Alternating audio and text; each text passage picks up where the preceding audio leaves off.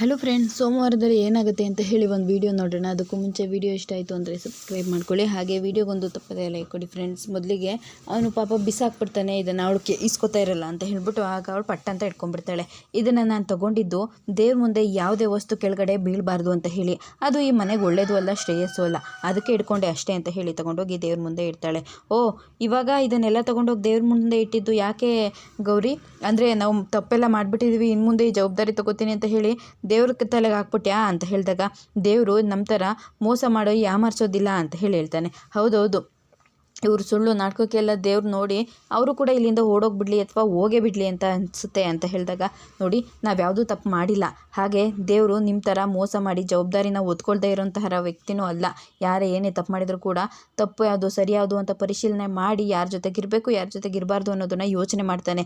ಅದು ನಮ್ಮಮ್ಮ ನನಗೆ ಹೇಳ್ಕೊಟ್ಟಿದ್ದಾರೆ ಅಂತ ಹೇಳ್ತಾರೆ. ಹೌದು, ಹಾಗಿದ್ರೆ ಈ ಅಹಂಕಾರದ ಮಾತುಗಳೆಲ್ಲ ಅದು ನಮ್ಮಮ್ಮ ಹೇಳ್ಕೊಟ್ಟಿರೋದು ಅಂತ ಹೇಳ್ತೀಯಾ ಅಂತ ಹೇಳಿದಾಗ, ಅಹಂಕಾರದ ಮಾತಾಡ್ತಾ ಇರೋದು ನಾನಲ್ಲ, ಅದನ್ನು ನೀವು ಕಲ್ತಿರ್ಬೋದು ಅಷ್ಟೇ, ಅಥವಾ ಕಲಿಸಿರ್ಬೋದು ಅಷ್ಟೇ. ಹಾಗಿದ್ರೆ ನಮ್ಮಮ್ಮ ಕಲಿಸಿದ್ದಾರೆ ಅಂತ ಹೇಳಿ ನಮ್ಮಮ್ಮನ ಬಗ್ಗೆ ಮಾತಾಡ್ತಾ ಇದೆಯಾ?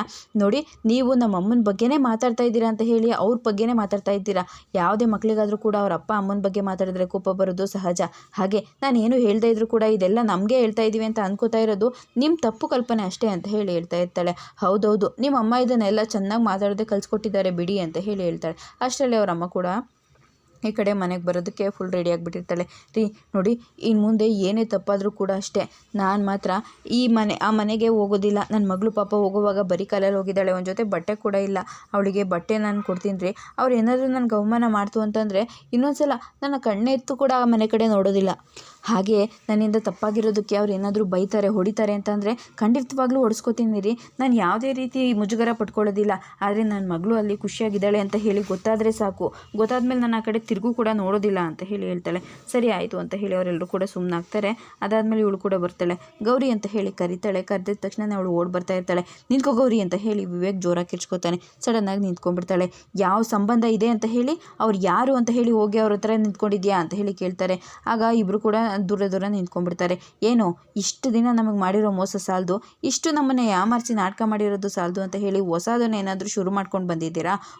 ಹೇಗಿದ್ರು ನಮ್ಮ ಸುಳ್ಳಿನ ನಾಟಕ ಎಲ್ಲ ನಂಬ್ಕೊಂಡು ಈ ಮನೆಯವರೆಲ್ಲರೂ ಕೂಡ ಯಾಮಾರಿದ್ದಾರೆ, ಬಕ್ರಾಗಿದ್ದಾರೆ, ಏನೋ ಒಬ್ಬೊಬ್ಬರಾಗಿ ಮನೆ ಒಳಗಡೆ ಹೋಗಿ ಸೇರ್ಕೊಂಡ್ಬಿಡೋಣ ಅಂತ ಹೇಳಿ ಇಷ್ಟೆಲ್ಲ ಮಾಡಿದ್ದೀರಾ ಅಲ್ವಾ ಅಂತ ಹೇಳಿದಾಗ, ಅಯ್ಯಯ್ಯೋ ಅಳಿಯಂದ್ರೆ ಹಾಗೆಲ್ಲ ಏನೂ ಇಲ್ಲ.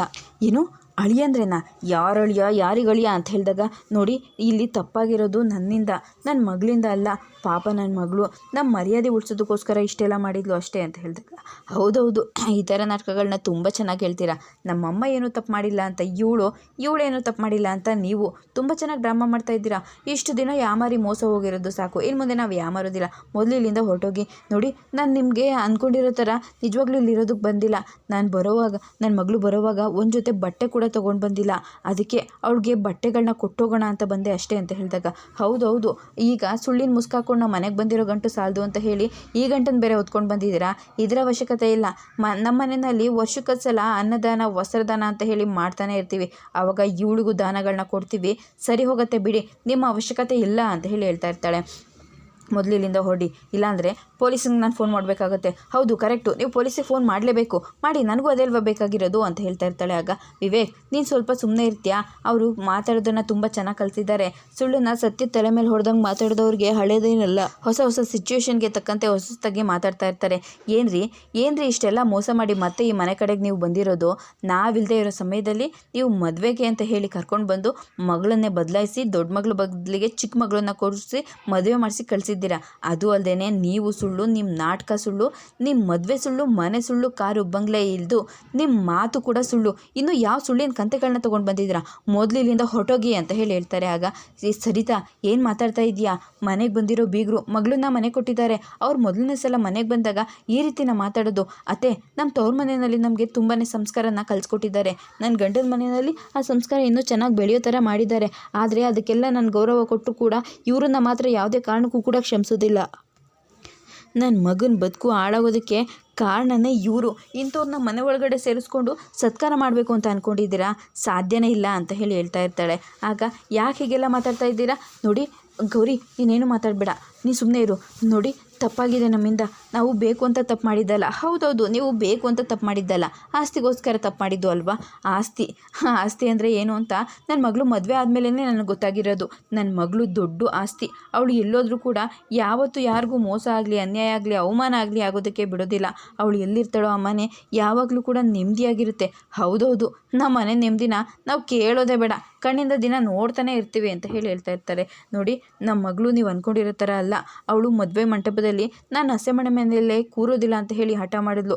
ಆದರೆ ನಾನೇ ಒತ್ತಾಯ ಮಾಡಿ ಕೂರಿಸಿದ್ದು. ಅವಳು ಒಂಥರ ಕಲೆ ಅಂತ ಬಂದರೆ ಸರಸ್ವತಿ ಇದ್ದಾಗ, ಅಡುಗೆ ಮನೆ ಅಂತ ಬಂದರೆ ಅನ್ನಪೂರ್ಣೇಶ್ವರಿ ಥರ. ಅವಳು ಯಾವತ್ತೂ ಕೂಡ ನಿಮ್ಮ ಮನೆಗೆ ಅವಮಾನ ಆಗಲಿ, ಅಪಮಾನ ಆಗಲಿ ಆಗೋದಕ್ಕೆ ಬಿಡೋದಿಲ್ಲ. ನಿಮ್ಮ ಮನೆನ ಸಂಸ್ಕೃತಿನ, ಸಂಸ್ಕಾರನ ಎತ್ತಿ ಹಿಡಿಯುವಂಥ ಸೊಸೆ ಆಗೇ ಆಗ್ತಾಳೆ. ಒಂದಲ್ಲ ಒಂದು ದಿನ ನೀವೇ ಈ ಮಾತನ್ನು ಹೇಳ್ತೀರಾ ಅಂತ ಹೇಳಿದಾಗ, ಹೌದೌದು, ಆ ಮಾತನ್ನು ಹೇಳೋ ದಿನ ಬೇಗ ಬರಲಿ ಅಂತ ಹೇಳಿ ಇಲ್ಲಿ ಯಾರೂ ಕಾಯ್ಕೊಂಡು ಕೂತಿಲ್ಲ. ಮನೆ ಕೆಲಸ ಮಾಡೋದಕ್ಕೊಬ್ರು ಬಂದಿದ್ದಾರೆ ಅಂತ ಅಂದ್ಕೊಂಡು ನಾವು ಸುಮ್ಮನಿರ್ತೀವಿ ಅಷ್ಟೇ ಅಂತ ಹೇಳ್ತಾ ಇರ್ತಾಳೆ. ನೋಡಿ, ನೀವು ಏನೇ ಮಾತಾಡಿ ನಾನು ಏನು ಬೇಜಾರು ಮಾಡ್ಕೊಳ್ಳೋದಿಲ್ಲ. ಬೇಕಿದ್ರೆ ಚಪ್ಪಲಿಲಿ ಕೂಡ ಹೊಡೆದ್ಬಿಡಿ, ನಿಮ್ಮ ಕಾಲು ಹಿಡಿದು ಬೇಡ್ಕೋತೀನಿ. ಅಮ್ಮ, ಯಾಕಮ್ಮ ಹೀಗೆಲ್ಲ ಮಾತಾಡ್ತಾ ಇದೆಯಾ? ಇವತ್ತು ನಿನ್ಗೆ ಈ ಪರಿಸ್ಥಿತಿ ಬಂದು ನಾನು ನಿಮ್ಮ ಕಣ್ಮುಂದೆ ನಿಂತಿದ್ದೀನಿ ಅಂತ ಅಂದರೆ ಅದಕ್ಕೆ ಅರ್ಥ ಏನು ಗೊತ್ತಾ? ಒಂದು, ನಿಮಗೆ ಮಗಳೇ ಇಲ್ಲ ಅಂತ ಹೇಳಿ, ಇನ್ನೊಂದು ನಾನಿಲ್ಲ ಅಂತ ಅರ್ಥ. ಯಾವುದಮ್ಮ ಇದು ಬೇಕು ನಿನಗೆ ಅಂತ ಹೇಳಿದಾಗ, ಗೌರಿ ಹಾಗೆಲ್ಲ ಮಾತಾಡಬೇಡ.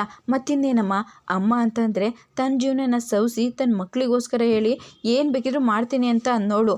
ಅವಳು ಏನೇ ಮಾಡಿದ್ರು ಕೂಡ ತನ್ನ ಮಕ್ಕಳಿಗೋಸ್ಕರನೇ ಮಾಡೋದು. ಹೌದೌದು, ಅದಕ್ಕೆ ಇಷ್ಟು ದೊಡ್ಡ ನಾಟಕ ಮಾಡಿ ನಮ್ಮ ಮನೆಯಲ್ಲಿ ನಮ್ಮಮ್ಮನ ಮನಸ್ಸನ್ನು ನೋಯಿಸಿರೋದು ಅಂತ ಹೇಳಿದಾಗ, ನೋಡಿ, ಅಮ್ಮ ಆದವ್ರು ಯಾವತ್ತೂ ಕೂಡ ಮಕ್ಕಳು ಜೀವನನ ಹಾಳು ಮಾಡೋದಕ್ಕೆ ಬಯಸೋದಿಲ್ಲ. ತಮ್ಮ ಜೀವನನ ಸವಿಸಿ ಮಕ್ಕಳು ಜೀವನನ ಬೆಳೆಸ್ತಾರೆ. ಅಮ್ಮ ಒಂದು ಸುಳ್ಳು ಹೇಳಿದರೆ ಅದರಲ್ಲಿ ತನ್ನ ಮಕ್ಕಳು ಜೀವನಕ್ಕೆ ಒಂದು ಒಳ್ಳೆಯದಾಗುತ್ತೆ ಅಂತ ಹೇಳಿ, ಅಷ್ಟನ್ನು ಬಿಟ್ಟರೆ ಬೇರೆಯವರಿಗೆ ಮೋಸ ಮಾಡಿ ಅನ್ಯಾಯ ಮಾಡಬೇಕು ಅಂತಲ್ಲ. ನಿಮ್ಮ ಅಮ್ಮ ಮಾಡಿರೋದು ಇವಾಗ ಏನು ಅಂತ ಹೇಳ್ತೀಯಾ ಅಂತ ಹೇಳಿದಾಗ, ನೋಡು, ಇದೆಲ್ಲ ನಿನಗೆ ಸರಿ ಅನ್ನಿಸ್ತಾ ಇರ್ಬೋದು. ಆದರೆ ನೀನು ಕಾಂತ, ಈ ಮಾತನ್ನು ಮೊದಲೇ ನಮ್ಮ ಹತ್ರ ಹೇಳಿದರೆ ನಿಮ್ಮ ಮನೆ ಮಗಳನ್ನ ನಮ್ಮ ಮನೆ ಸೊಸೆಯಾಗಿ ಮಾಡ್ಕೋತಾ ಇದ್ವಿ. ಗೌರಿ ನೋಡು, ಎಷ್ಟು ಸಂಸ್ಕೃತವಾಗಿದ್ದಾಳೆ, ಎಷ್ಟು ಸುಂದರವಾಗಿದ್ದಾಳೆ, ಹಾಗೆ ಲಕ್ಷಣವಾಗೂ ಕೂಡ ಇದ್ದಾಳೆ, ಹಾಗೆ ತುಂಬ ಸ್ವಾಭಿಮಾನ ಹುಡುಗಿ ಅವಳನ್ನ ತೋರಿಸಿ ಇಂಥ ಪರಿಸ್ಥಿತಿ ಇದೆ, ಈ ನಮ್ಮ ಮಗಳನ್ನ ನಿಮ್ಮ ಮನೆಗೆ ಸೊಸೆ ಮಾಡ್ಕೋತೀರಾ ಅಂತ ಕೇಳಿದರೆ ಖಂಡಿತವಾಗ್ಲೂ ನಾವು ಒಪ್ಕೋತಾ ಇದ್ವಿ. ಬಡತನ ಸೇರಿತನ ಅನ್ನೋದು ಹೆಣ್ಮಕ್ಳು ಗೌರವಕ್ಕೆ ಸಂಬಂಧಪಟ್ಟಿರೋದಲ್ಲಮ್ಮ, ಅವರು ಈ ಮನೆಗೆ ಸಂಬಂಧಪಟ್ಟವರಾಗಬೇಕು, ಅದು ಮೊದಲು ಅಂತ ಹೇಳ್ತಾ ಇರ್ತಾಳೆ. ಆಗ, ನನ್ನಿಂದ ತಪ್ಪಾಗಿದೆಯಮ್ಮ, ಕ್ಷಮಿಸ್ಬಿಡಿ. ನನ್ನ ಮಗಳಿಗೆ ಯಾವುದೇ ರೀತಿ ತೊಂದರೆ ಆಗೋದು ಬೇಡ. ನನ್ನ ಮಗಳು ತುಂಬ ಒಳ್ಳೆಯವಳು. ಪಾಪ ಇದರಲ್ಲಿ ಅನ್ಯಾಯ ಆಗಿರೋದು ನನ್ನ ಮಗಳಿಗೆ. ತಪ್ಪು ಮಾಡಿದ್ದು ನಾನು. ಮದುವೆ ಮಂಟಪದಿಂದ ಹೋಗಿದ್ದು ನಾನು ಹಿರಿ ಮಗಳು. ಆದರೆ ಏನು ತಪ್ಪು ಮಾಡದೇ ಇರೋ ನನ್ನ ಮಗಳು ಇವತ್ತು ಇಲ್ಲಿ ಶಿಕ್ಷೆ ಅನುಭವಿಸ್ತಾ ಇದ್ದಾಳೆ ಅಂತ ಹೇಳಿದಾಗ, ಹೌದೌದು, ಇದೆಲ್ಲ ನಿಮ್ಗೆ ಹೀಗೆ ಹೇಳಿದ್ರೆ ಅರ್ಥ ಆಗೋದಿಲ್ಲ ಅಲ್ವಾ? ಪೊಲೀಸವ್ರನ್ನೇ ಕರೆಸ್ತೀನಿ, ಅವಾಗೆಲ್ಲ ಸತ್ಯನೋ ಹೇಳೂರಂತೆ ನೀವು ಅಂತ ಹೇಳಿದಾಗ, ಹೌದು ಸರಿ, ಪೊಲೀಸವರೇ ಬರಬೇಕು. ಈ ಮನೆಯಲ್ಲಿ ಅನ್ಯಾಯ ಆಗಿದೆಯಲ್ಲ, ನನಗೂ ಅನ್ಯಾಯ ಆಗಿದೆ, ಅದನ್ನು ಕೇಳೋದಕ್ಕೆ ಪೊಲೀಸವರೇ ಬರಬೇಕು. ತಪ್ಪೇನು ಬರೀ ನಮ್ಮ ಕಡೆಯಿಂದ ಮಾತ್ರ ಆಗಿದೆ, ನಿಮ್ಮ ಕಡೆಯಿಂದ ಆಗಿಲ್ವಾ? ನೀವು ವಸ್ತ್ರಗಳನ್ನ ವ್ಯಾಪಾರ ಮಾಡೋರು ತಾನೇ, ನೋಡಿದ ತಕ್ಷಣ ಯಾವ್ದು ಹೇಗಿರುತ್ತೆ ಅಂತ ಹೇಳ್ತೀರಲ್ವಾ? ಒಂದು ಹೆಣ್ಣಿನ ಮನಸ್ಸನ್ನು ನೋಡಿ, ಅವ್ರ ಸೌಂದರ್ಯನ ನೋಡಿ ಒಪ್ಕೊಂಡಿರೋ ನೀವು ಅವಳ ಮನಸ್ಸಲ್ಲಿ ಏನಿದೆ ಅಂತ ಯಾಕೆ ಒಪ್ಕೊಳ್ಳಿಲ್ಲ? ಅದನ್ನೆಲ್ಲನೂ ಬಿಟ್ಟು ಈ ಮಂಟಪದಲ್ಲಿ ಮದುವೆಗೆ ಬದಲಾಗಿ ನಾನು ಕೂತ್ಕೊಳ್ಳೋದಕ್ಕೆ ಕಾರಣ ಯಾರು ಅಂತ ಗೊತ್ತಾ? ಈ ಮನೆಯವರೇ ಅಲ್ಲಿದ್ದಾರೆ. ನಮಗೆ ಎಷ್ಟು ನ್ಯಾಯ ಕೊಡ್ತಿರೋ, ಅನ್ಯಾಯ ಅಂತ ಹೇಳ್ತಿರೋ, ಶಿಕ್ಷೆ ಕೊಡ್ತೀನಿ ಅಂತ ಹೇಳ್ತಿರೋ, ಅದೇ ಶಿಕ್ಷೆ ಈ ಮನೆಯಲ್ಲಿ ಇರೋರಿಗೂ ಆಗಬೇಕು. ಈ ಥರ ಮಾಡಿದ್ದು ಬೇರೆ ಯಾರೂ ಅಲ್ಲ, ಈ ಚಂಚಲ ಅವರೇ. ನಮ್ಮ ಮನೆಯಲ್ಲಿ ನಮ್ಮ ಅಮ್ಮನ ಮನಸ್ಸನ್ನು ಕೆಡಿಸಿ ಅವಳು ಬರೋವರೆಗೂ ಮಂಟಪದಲ್ಲಿ ನಾನು ಕೂತ್ಕೋಬೇಕು ಅಂತ ಹೇಳಿದ್ದು ಈ ಚಂಚಲ ಅವರೇ ಅಂತ ಹೇಳ್ಬಿಡ್ತಾರೆ. ಸರಿತಾ ಮತ್ತು ವಿವೇಕೆ ತುಂಬಾ ಕೋಪ ಬಂದುಬಿಡುತ್ತೆ.